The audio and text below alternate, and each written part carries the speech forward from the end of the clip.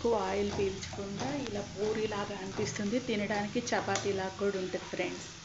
ఇలా అయితే ఈరోజు టిఫిన్ వచ్చేసి చపాతీ.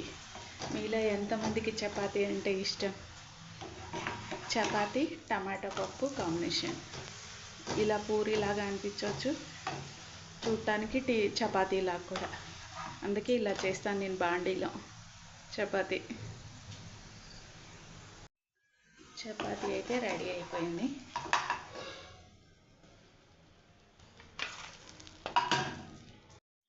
కాంబినేషన్ వచ్చి పప్పు, టమాటా పప్పు అని చెప్పాను కదా, అది చపాతీలోకి టమాటా పప్పు చాలా బాగుంటుంది ఫ్రెండ్స్.